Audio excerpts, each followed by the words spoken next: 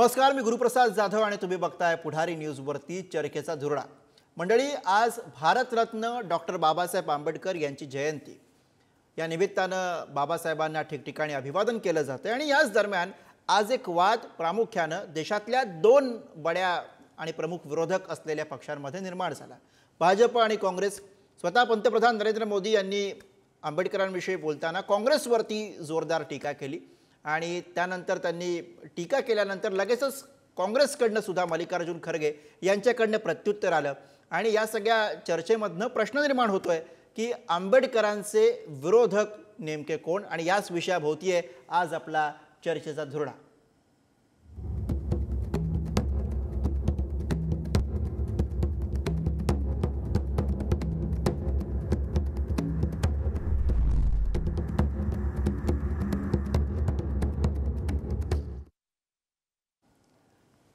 तर चर्चेकडे जाण्यापूर्वी सगळ्यात आधी बाबासाहेबांवरनं काँग्रेसवर टीका करताना पंतप्रधान नरेंद्र मोदी यांनी काय म्हटलं आणि त्यावरती उत्तर देताना काँग्रेसचे अध्यक्ष मल्लिकार्जुन खरगे हे काय म्हणाले हे आधी बघूयात आणि मग आपण चर्चेकडे आणि इतर मान्यवरांकडे जाऊयात। कांग्रेस ने बाबा साहब आंबेडकर के साथ क्या किया? जब तक बाबा साहब जीवित थे कांग्रेस ने उन्हें अपमानित किया। दो बार उन्हें चुनाव हरवाया। कांग्रेस की पूरी सरकार उनको उखाड़ फेंकने में लगी थी। उनको सिस्टम से बाहर रखने की साजिश की गई। इन्हों बाबा साहब के शत्रु हैं। ये कभी बाबा साहब जिंदा रहे जब भी उनका साथ नहीं दिए, और दूसरी चीज 2 बार हराने की बात करते हैं और उसमें हराने वाले ये लोग हैं। इन्होंने बाबा साहब आंबेडकर को हराने की कोशिश की ताकि वो जनरल सीट में आएगा तो दूसरा जो कैंडिडेट है वो भी रिजर्व कैंडिडेट, वो रिजर्व कैटेगरी में आएगा। ये मंशा उनकी थी कि इनको हराना। आणि या दोन वक्तव्यांच्या निमित्तानं सुरू झालेली ही सगळी चर्चा, याविषयी चर्चा करण्यासाठी आज आपल्यासोबत मान्यवर पाहुणे असणार आहेत। आपल्यासोबत काँग्रेसकडनं खासदार बळवंत वानखेडे या चर्चेमध्ये आहेत आणि त्यासोबतच आंबेडकरी चळवळीचे अभ्यासक बंधुराज लोणे सुद्धा या चर्चेमध्ये सध्या आपल्यासोबत आहेत आणि लवकरच भाजपकडनं भूमिका मांडण्यासाठी आमदार सुनील कांबळे या चर्चेमध्ये आपल्यासोबत असतील। मी सगळ्यात आधी जातोय बंधुराज लोणे आपल्याकडे। अर्थातच भाजपच्या आपल्याला आमदारांची प्रतीक्षा आहे, त्यामुळे आधी आंबेडकरी चळवळीचे अभ्यासक बंधुराज लोणे मी आपल्याकडे येतोय। मला आपल्याला विचारायचं आहे, दोन्ही बाजू खरं तर आपण ऐकलेल्या आहेत की ते मोदींनी काय म्हटलेलं आहे त्यावरती खरगेंनी त्या उत्तर देताना काय म्हटलेलं आहे। अभ्यासक म्हणून आपल्याला नेमकं काय वाटतं, काय निरीक्षण आहे, काय सत्य काय असत्य या सगळ्या दाव्यांमधनं दिसतंय? बाबासाहेब आंबेडकर यांचा काँग्रेस सोबत आपल्या आयुष्यभर संघर्ष होता, पण तो राजकीय संघर्ष होता। हिंदुत्वाच्या मुद्द्यावर किंवा सनातनी विचाराच्या मुद्द्यावर जर आपण बघितलं तर भाजपचे जे पूर्वज आहेत, मग ते हिंदू महासभा असतील किंवा RSS असेल, यांच्या विरोधात बाबासाहेबांचा संघर्ष हा अतिशय तीव्र होता। जीवन मरणाची जी लढाई आहे ती बाबासाहेब आंबेडकरांची काँग्रेस सोबत कधीही नव्हती। बाबासाहेबांची काँग्रेस सोबतची जी लढाई होती ती राजकीय लढाई होती। मग ते गोलमेज परिषदेपासून ते अगदी नेहरूंच्या मंत्रिमंडळामध्ये बाबासाहेब सहभागी होण्यापर्यंत बाबासाहेबांचा संघर्ष हा राजकीय होता। बाबासाहेब आंबेडकर अस्पृश्यता निवारणासाठी जे कार्य करत होते आणि महात्मा गांधी जे कार्य करत होते त्याच्यामध्ये तीव्र मतभेद होते। बाबासाहेबांचं म्हणणं होतं की अस्पृश्यता निवारण्याचा कार्यक्रम जो आहे, जी मोहीम आहे, ती काँग्रेसने आपल्या अजेंड्यावर घेतली पाहिजे आणि महात्मा गांधीला ते मान्य नव्हतं। हा व्यक्तिगत प्रश्न आहे, या पद्धतीने महात्मा गांधी अस्पृश्यता निवारणाचं काम करत होते। हा बाबासाहेब आंबेडकर आणि काँग्रेसच्या अंतर्गत विरोधामधला हा संघर्ष होता। दुसरीकडे आपण बघितलं, भाजपचे नेते आज नेहमी सांगतात की बाबासाहेब आंबेडकरांना पहिल्या 1952च्या निवडणुकीमध्ये काँग्रेसने पराभूत केलं। हा पराभव बाबासाहेब आंबेडकरांचा दादर मतदारसंघातून झालेला होता, तो बाबासाहेब आंबेडकरांनीही स्वीकारलेला होता। निवडणुकीमध्ये एका उमेदवाराचा पराभव होणार आणि कोणीतरी जिंकणार हे गृहीत आहे, बाबासाहेबांना ते मान्य होतं। याची दुसरी बाजू अशी आहे की याच निवडणुकीमध्ये आजच्या भाजपचे पूर्वज हिंदू महासभेने बाबासाहेब आंबेडकरांच्या विरोधामध्ये उमेदवार उभा केला होता कम्युनिस्टांचा बाबासाहेबांच्या विरोधात उमेदवार होता. त्यामुळे काँग्रेसने बाबासाहेबांचा पराभव केला या म्हणण्यामध्ये तत्वता काही तथ्य नाही, वस्तुस्थिती तशी नाहीये. राजकारणाचा भाग म्हणून आजचे भाजपचे नेते पंतप्रधानापासून ते गल्लीतल्या नेत्यापर्यंत बाबासाहेबांना काँग्रेस विरोधी उभं करण्याचा प्रयत्न करतात. पण ही लढाई त्या त्या काळातल्या संदर्भामध्येच आपण समजून घेतली पाहिजे. बाबासाहेब आंबेडकरांनी काँग्रेसनी आणि महात्मा गांधींनी अस्पृश्यासाठी काय केलं असा जाहीर सवाल करून त्याच्यावर पुस्तिका लिहिली. पण तेच बाबासाहेब आंबेडकर राष्ट्रहितासाठी, राष्ट्र निर्माण करण्यासाठी नेहरूच्या मंत्रिमंडळातही सामील होतात. दुसरीकडे बाबासाहेब आंबेडकरांना घटना समितीवर घेण्यासाठी काँग्रेसने बिनविरोध मुंबई प्रांतातून निवडून आणलं. ही सुद्धा वस्तुस्थिती आहे, हा सुद्धा इतिहास आहे. हा काँग्रेस आणि बाबासाहेब यांना एकमेकाच्या विरोधात उभं करत असताना हा इतिहास सुद्धा आपण लक्षात घेतला पाहिजे असं मला वाटतं. बरोबर. त्यामुळे मोदींनी जी टीका केली त्याचा जो दुसरा भाग आहे त्याच्याविषयी सुद्धा आपल्याला बोलावं लागणार आहे. पण मी सगळ्यात आधी बळवंत वानखेडे आपल्याकडे घेतोय. मला आपल्याला याविषयी बोलतं करायचं कारण आज आपण सगळेच बाबासाहेबांची जयंती साजरी करतोय, उत्साहामध्ये साजरी करतोय आणि त्यात ही सगळी टीका कुठेतरी सुरू झाली, त्यात हा सगळा वाद सुरू झालाय. मुळात या वादाकडे आपण कसं पाहताय? पहिली कॉमेंट आणि त्यानंतर इतर त्यातल्या मुद्द्यांविषयी आपण बोलू. नाही, हे नेहमीच जे भाजपचं आहे तो भाजपचा विषयच असा आहे, तो त्यांनी एजेंडाच ठरवला की डॉक्टर बाबासाहेब आंबेडकरांना या ना त्या कारणानं बदनाम करायचं किंवा या ना त्या कारणानं काँग्रेसला जोडून कसं बदनाम होईल हे सातत्यानं पाहण्याचं त्यांचा दृष्टिकोन आहे. आताच जर उदाहरण सांगायचं झालं तुम्हाला तर अमित शहा काय बोलले, एकही शब्दात बोलले ना बाबासाहेबांना, आंबेडकर आंबेडकर करते, ये आंबेडकर फैशन हो गई, अगर इतने बार कोई भगवान का नाम लेते तो स्वर्ग में जाते. हे काय पद्धत आहे का बोलण्याची? म्हणून हे सातत्यानं भाजप बाबासाहेबांना लक्ष करताय, पण ते जोडून काँग्रेसला करतायत. काँग्रेस मुळे मग बाबासाहेबांचं काहीतरी हे करतात आणि म्हणून सातत्यानं राजकारणासाठी काँग्रेसकडे जुळलेला वर्ग तो कसा त्याच्यापासून तुटेल या पद्धतीनं त्यांची स्ट्रॅटेजी आहे, त्यांचा तो एजेंडा आहे. बरं, आज जी टीका पंतप्रधानांनी केली त्यात त्यांचा आणखी एक आक्षेप असा होता, एक तर आक्षेप होता ज्याच्याविषयी आता लोणे बोललेच, पण दुसरा जो आक्षेप होता तो म्हणजे काँग्रेसने सातत्यानं बाबासाहेबांना व्यवस्थेच्या बाहेर ठेवण्याचा प्रयत्न केला. बाबासाहेबांना आता जे अलोने बोलले, बाबासाहेबांना जर व्यवस्थेच्या बाहेर ठेवलं गेलं असतं तर बाबासाहेबांना संविधान सभेत कशासाठी घेतलं गेलं असतं की त्यांना हे माहित होतं की बाबासाहेबच भारताची राज्यघटना लिहू शकतात, म्हणून त्यांनी स्वतःहून बाबासाहेबांना मुंबई प्रांतातून निवडून दिलं ना. हे कुठं विसरता? व्यवस्थेच्या बाहेर जर ठेवत असेल तर एवढी मोठी भारताची राज्यघटना लिहिण्याचं काम बाबासाहेबांकडे त्यांनी दिलं ना. बरं, नाही त्याच्या पलीकडे जाऊन बाबासाहेबांवर, पण आज त्याच्या पलीकडे जाऊन पंतप्रधानांनी असं म्हटलेलं आहे की एकतर जिवंतपणी त्यांनी आंबेडकरांना त्रास दिलाच, त्यांचा अपमान केलाच, पण त्यांच्या पश्चात सुद्धा त्यांची आठवण कशी पुसून टाकली जाईल याच्यासाठी काँग्रेस प्रयत्नशील होती. याच्याविषयी सुद्धा आपल्याला उत्तर द्यावं लागेल. बघा काँग्रेसवाले काय राष्ट्रीय स्वयंसेवक संघावाले नव्हते, काँग्रेसवाले पुरोगामी विचाराचेच आहेत. कोणी बाबासाहेबांचा छळ केला? जे RSS वाल्यांनीच केलं ना. मग RSS कोणाची मातृसंस्था आहे? भाजपची संस्था आहे ना. मग भाजपची मातृसंस्था त्याच्या माध्यमातून बाबासाहेबांचा नेहमी अपमान केला गेला किंवा बाबासाहेबांना तुच्छ लेखलं गेलं आणि पुन्हा चोराच्या उलट्या म्हणून काँग्रेसचं नाव घेतलं जातं. म्हणून पंतप्रधान जे बोलले त्यात काही तथ्य नाही, त्यांनी ते समजून घेतलं पाहिजे. आज राजकारणासाठी ते तशा पद्धतीने बोलत आहेत. बरं, पण पंतप्रधान जे बोलले त्याच्यामध्ये तथ्य आहे ना, म्हणजे राजकीय वैर हे होतच ना, काँग्रेस आणि आंबेडकरांमध्ये राजकीय संघर्ष होताच ना. बघा बाबासाहेब डॉक्टर भीमराव बाबासाहेब आंबेडकरांचा पक्ष हा वेगळा, त्यांचा पक्ष वेगळा, म्हणजे पक्षांतर्गत तर राजकीय वैमनस्य राहीलच ना. पक्ष वेगवेगळे, विचारधारा वेगवेगळ्या, मग त्याच्यात तर वैमनस्य राहील ना. कोणी कोणाच्या आता साधारणतः आपले पक्ष इथले पक्ष जर ठरले तर राष्ट्रवादी असेल का शिवसेना असेल, बरोबर. हे आज जरी मित्र पक्ष असतील तरी ते एकमेकांच्या विरुद्ध उभे ठाकतातच ना. मग काँग्रेस हा एक पक्ष होता, बाबासाहेबांचा शेड्यूल कास्ट पक्ष होता, नंतर त्यांनी रिपब्लिकन पक्ष स्थापन, पण त्यांच्या ह्यातमध्ये तो स्थापन झाला नाही. त्याच्या अगोदर मजूर पक्ष, स्वतंत्र मजूर पक्ष होता ना. मग स्वतंत्र मजूर पक्ष असेल किंवा शेड्यूल कास्ट फेडरेशन असेल, ते पक्ष नाहीत का त्यांचे?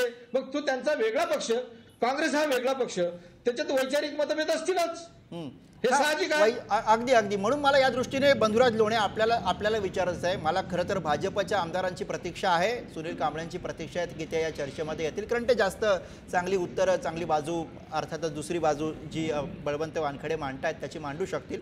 पण मला बंधुराज लोणे या निमित्तानं आपल्याला हे विचारायचं आहे की जेव्हा पंतप्रधान असं म्हणतायत की बाबासाहेब आंबेडकर यांना मृत्यूपश्चात सुद्धा अपमानित करण्याचा काँग्रेसनं प्रयत्न केला, आणि ही टीका करत असताना ते असं म्हणतात की बाबासाहेबांना व्यवस्थेबाहेर काँग्रेसनं ठेवण्याचा प्रयत्न केला, त्यांची आठवणही पुसण्याचा प्रयत्न केला, याच्याकडे आपण चळवळीचे अभ्यासक म्हणून कसं पाहता? खर तर पंतप्रधान पदावरच्या व्यक्तीने अशा पद्धतीचं वक्तव्य करणं हे दुर्दैवी आहे. एखाद्या पक्षाच्या नेत्याने असं वक्तव्य केलं तर आपण एक राजकीय दृष्टिकोनातून त्याच्याकडे बघू शकतो, पण एका घटनात्मक पदावर असणाऱ्या व्यक्तींनी सातत्याने अशा पद्धतीनं वक्तव्य करणं, बोलणं, मला वाटतं ही एक त्यांच्या पदाला हे शोभणारं नाही. आता राहिला भाग असा की काँग्रेसने बाबासाहेबांना व्यवस्थेच्या बाहेर ठेवलं की नाही ठेवलं. बाबासाहेब आंबेडकर यांचा अगदी 1920-21 पासूनच काँग्रेस सोबत राजकीय संघर्ष होता, हा इतिहास आहे. पहिल्या गोलमेज परिषदेला बाबासाहेबांना आमंत्रण करू नये अशी महात्मा गांधींनी ब्रिटिश सरकारकडे मागणी केली होती. अस्पृश्यांचा या देशातला खरा प्रतिनिधी कोण, महात्मा गांधी की डॉक्टर बाबासाहेब आंबेडकर, हा संघर्ष होता. पहिल्या गोलमेज परिषदेला अस्पृश्याचे प्रतिनिधी म्हणून बाबासाहेब गेले, त्यामुळे महात्मा गांधींनी त्या परिषदेवर बहिष्कार टाकला होता. ही वस्तुस्थिती आहे. पण ही त्या काळातल्या एकूण राजकीय दृष्टिकोनाकडून, त्या काळातल्या घडणाऱ्या राजकीय घटनाकडूनच ती बघितली पाहिजे. त्याचे आजचे संदर्भ आपण लावू शकत नाही. हा एक भाग झाला. दुसरा भाग असा की बाबासाहेब आंबेडकर यांच्या पक्षाचे आणि काँग्रेसचे किंवा त्या काळामध्ये असलेल्या अनेक पक्षांसोबत बाबासाहेब आंबेडकरांचे वैचारिक मतभेद होते. त्या काळामध्ये प्रमुख या देशातला पक्ष हा काँग्रेस असल्यामुळे अर्थातच बाबासाहेब आंबेडकरांचा राजकीय संघर्ष हा काँग्रेस सोबतच होणार. त्या काळामध्ये इतर जे पक्ष होते, हिंदू महासभा असतील किंवा शेकाप असतील, या सगळ्या पक्षांची ताकद ही त्या मानाने तुलनेने कमी होती. त्यामुळे अर्थातच हा राजकीय संघर्ष जो आहे तो बाबासाहेबांचा काँग्रेससोबत होताच. काँग्रेसने बाबासाहेबाला व्यवस्थेच्या बाहेर ठेवलं या म्हणण्यामध्ये काहीही ऐतिहासिक तथ्य नाही. त्याच बाबासाहेब आंबेडकरांना महात्मा गांधीच्या आग्रहाखातर घटना समितीवर घेतलं. बाबासाहेब आंबेडकर ज्या मतदारसंघातून घटना समितीवर निवडून गेले होते तो भाग पाकिस्तानमध्ये गेल्यानंतर मुंबई प्रांतातून आपल्या निवडून आलेल्या सदस्याला राजीनामा देऊन पंडित नेहरू आणि सरदार वल्लभभाई पटेल यांनी तत्कालीन मुख्यमंत्री बी.जी. खेर यांना पत्र लिहिलेलं आहे की बाबासाहेब आंबेडकरांना मुंबई प्रांतातून बिनविरोध घटना समितीवर निवडून आणा. ही वस्तुस्थिती आहे. त्यानंतर पहिल्या मंत्रिमंडळामध्ये बाबासाहेब आंबेडकरांना कायदा मंत्री करण्यात येतं.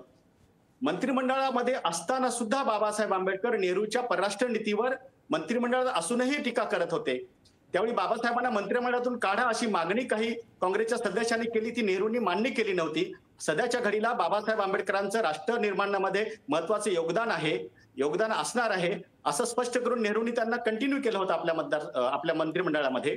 ही सुद्धा वस्तुस्थिती आहे. त्यामुळे पंतप्रधान नरेंद्र मोदी जे काय आज बोलतायत ते वस्तुस्थितीला धरून नाही आणि त्यांच्या पदाला ते शोभणारा सुद्धा नाही. राहिला की त्यांच्या पश्चात बाबासाहेबांना बदनाम करण्याचा किंवा त्यांचं राजकीय अस्तित्व पुसून टाकण्याचा प्रयत्न काँग्रेसने केला. कसं आहे की बाबासाहेब आंबेडकर राष्ट्रीय नेते होते. बाबासाहेब आंबेडकरांचं राष्ट्र उभारणीमध्ये या देशात लोकशाही व्यवस्था रुजवण्यामध्ये मोठं योगदान आहे. याची दखल फक्त काँग्रेसने घेण्याची गरज नाही तर ती जगभराने घेतलेली आहे. बाबासाहेब आंबेडकरांचं जे अप्रकाशित साहित्य होतं ते प्रसिद्ध करण्याचं काम महाराष्ट्रामध्ये यशवंतराव चव्हाण सरकारने नंतर शरद पवारच्या सरकारने केलेलं आहे. चैत्यभूमी बाबासाहेबांचे जे स्मारक आहे त्याच्यासाठी जागा देणं असेल ते काम काँग्रेसचंच आहे. दिल्लीमध्ये बाबासाहेब आंबेडकरांच्या निवासस्थानाचं स्मारक करण्याचा जो भाग आहे तोही काँग्रेसच्या काळातच सुरू झाला होता. त्यामुळे बाबासाहेबांच्या पक्षामध्ये बाबासाहेबांचं अस्तित्व पुसून टाकण्याचा काँग्रेसने प्रयत्न केला या म्हणण्यामध्ये मला तरी तथ्य वाटत नाही. उलट जे सनातनी विचाराचे आहेत त्या विचाराच्या विरोधामध्ये, अर्थात भाजपच्या पूर्वजांच्या विरोधामध्ये बाबासाहेब आंबेडकरांचा तीव्र संघर्ष होता.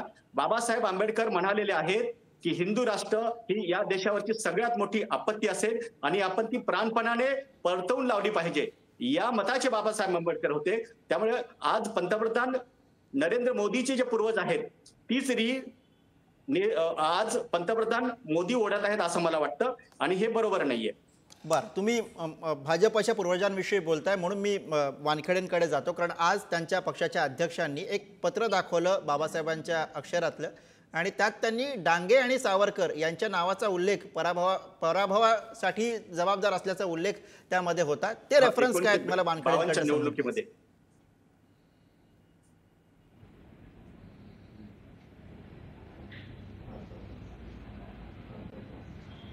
वानखेडे. हा बोला. आज आपल्या पक्षाच्या अध्यक्षांनी काय म्हणत होते प्रश्न? आज आपल्या पक्षाच्या अध्यक्षांनी खरगेंनी पत्रकार परिषदेमध्ये बाबासाहेबांचं एक पत्र दाखवलं. बाबासाहेबांच्या हस्ताक्षरातलं ते पत्र होतं ज्याच्यामध्ये डांगे आणि सावरकर यांचा उल्लेख होता, त्यांना या पराभवासाठी जबाबदार ठरल्याचा उल्लेख त्याच्यामध्ये होता. ते रेफरन्सेस काय? मला एक सांगा तुम्ही की मी हे जे वारंवार बोलतो, बंधुरा जलोने जे बोलतात ते काही काँग्रेसचे सदस्य नाहीत किंवा काँग्रेसचे पदाधिकारी नाहीत, ते अभ्यासक आहे आणि वस्तुस्थितीला धरून ते बोलत आहेत.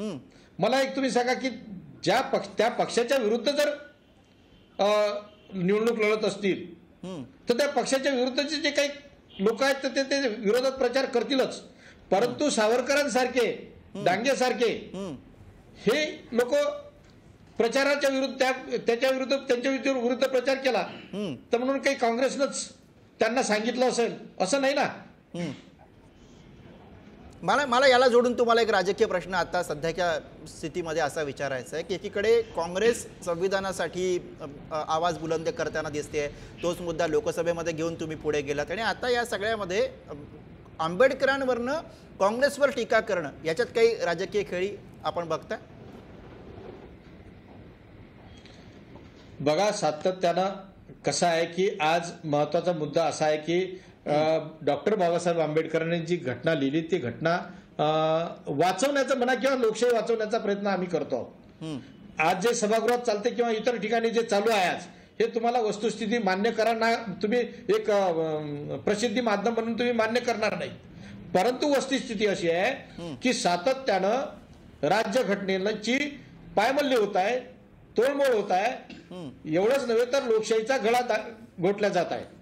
त्या संदर्भात आम्ही उठून उभे आहोत आणि उठून उभे आहोत म्हणून काँग्रेस आहे म्हणून ते त्या जोडीला बाबासाहेब आणि राज्यघटना हे एक समीकरण आहे आणि हे एक समीकरण असल्यामुळे ते वारंवार बाबासाहेबांच्या नावावर येतात.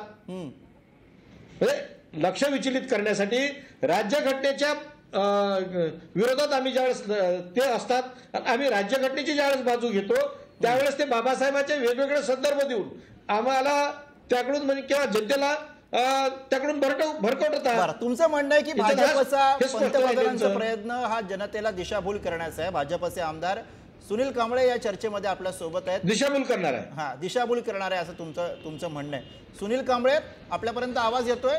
बळवंत वानखेडेंचं असं म्हणणं आहे की जी भूमिका पंतप्रधान मांडतात, जे फॅक्ट्स म्हणून जे सादर करतात लोकांसमोर, ते दिशाभूल करणार आहे. मुळात काँग्रेसने गेल्या सत्तेत असताना 40-45 वर्ष देशाला स्वातंत्र्य मिळून 75-76 वर्ष झाले. काँग्रेसने एकच काम केलं की लोकांची दिशाभूल, जातीवर समाज एकत्र झाला नाही पाहिजे, अडाणी राहिला पाहिजे, समाजाला दिशाभूल करण्याचं काम काँग्रेस सरकारने आणि काँग्रेसच्या नेते मंडळींनी केलेलं आहे सुरुवातीपासून. आता हे बाबासाहेब काय झालं की भारतीय जनता पार्टीवर ब्लेम करण्याचं काम त्यांच्याकडनं केलं जातं सातत्यानं. खरं तर हा माझ्या मते हा भारतीय जनता पार्टीने आणि आदरणीय नरेंद्र मोदी साहेबांनी जे आत्ता जे चालू केलंय 14 पासून सत्तेत आल्यानंतर संविधान म्हणत होते, पण यांनी संविधान. पण नाही सुनील कांबळे, या चर्चेच्या निमित्तानं, या मुद्द्याच्या निमित्तानं आपल्याला सांगावं लागेल की 26 नोव्हेंबरला. नाही सुनील कांबळे, मी यासाठी थांबवतो की या विषयाला अनुरूप आपल्याला बोलावं लागेल, आपल्याला हे सांगावं लागेल की जर का काँग्रेस ही बाबासाहेबांची विरोधक आहे तर ती कशी आहे, कुठल्या कारणामुळे? ते बाबासाहेबांच्या समाजाला कधी त्यांनी जवळ केलं नाही, बाबासाहेबांच्या विचाराला कधी त्यांनी जवळ केलंच नाही ना. बाबासाहेबांना निवडणुकांमध्ये, दोन्ही निवडणुकीत, पश्चिम बंगाल असो किंवा भंडारा असो, मुंबई असो, या ठिकाणी काँग्रेसवाल्यांनी जर त्यांना बाबासाहेब आत्ता या बाबासाहेबांच्या नावाचं भांडवल करतं काँग्रेस, पण या बाबासाहेबांना कधी स्वीकारलं गेलंच नाही ना त्यांनी. निवडणुकीत कसं काय पराभव केलं त्यांचा, या प्रश्नाचं उत्तर आहे का काँग्रेसवाल्यांकडं? नाही, त्यांचं थेट म्हणणं आहे की निवडणुकीमध्ये जय पराजय चालत असतो आणि त्यातनं बाबासाहेबांचा पराभव झालेला आहे. आता तुम्ही येण्यापूर्वी त्यांनी जी भूमिका मांडली त्याचा सार तुम्हाला सांग. नाही, निवडणुकीत जय पराजय झाला तुम्ही म्हणता, पण काँग्रेस त्यांच्या विरोधात काँग्रेसने उमेदवार उभे केले ना. बाबासाहेबांनी जे घटना लिहिली, घटना सर्वसामान्य माणसाला, दलित, कष्टकरी, शोषित समाजाला न्याय देण्याचं काम बाबासाहेबांनी केलं. वानखेडे, आपल्याला बोलायचं असेल तर बोलू शकता. पराभूत करायचं काम केलं.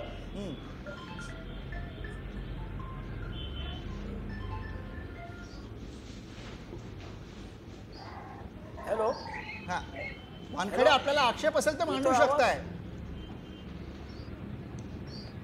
नाही, आक्षेप अहो, मला एक सांगा, हे जे आता जे बोलतायत हे भाजपमध्ये आमदार आहेत. मागच्या वेळेस माझ्यासोबत आमदार होते ते विधानसभेत.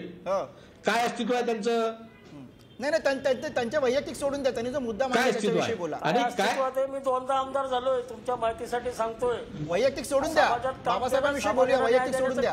तुमच्या माहितीसाठी मी जनता पार्टीने मला, माझे मोठे भाऊ होते माझे मोठे बंधू तुमच्या बरोबर राज्यमंत्री होते, आणि मी आता दुसऱ्यांदा आमदार झालोय. माझ्याकडे शेवटची 3 मिनिटं आहेत. वैयक्तिक बोलू नका, बाबासाहेब वैयक्तिक बोलू नका. वानखेडे, मला एक सांगायचं आहे, गुरुप्रसाद आपण थांबा. वानखेडे, आपण पूर्ण करा, शेवटची 3 मिनिटं आहे. वानखेडे, आपण पूर्ण करा. गुरुप्रसादजी, मला एक सांगा की आज जे वातावरण आहे देशातलं एकंदरीत, हे वातावरण कसं आहे? जाती धर्मापंथाच्या पलीकडे चाललंच नाही ना. आणि जाती धर्मात भेद करून कोण राज्य करताय हे तर स्पष्ट आहे ना. आज जर तुम्ही कोणालाही विचारलं किंवा कुठलाही काही विषय असेल तर तुम्हाला जाती आणि धर्माच्या पलीकडे काही दिसणार नाही. म्हणून हे जाती धर्माच्या पलीकडे आंबेडकरांचा विचार जो मूळ विचार आहे तो सोडलेला आहे सरकारनं, अशी आपल्याला टीका करायची. बरं, मी घोणे आपल्याकडे येतोय समप करण्यासाठी. बाबासाहेबांचे विचार यांनी सोडलेले आहेत. बरं, विचार आपण सोडलेले कांबळे, शेवटचं मिनिट आहे आपली प्रतिक्रिया.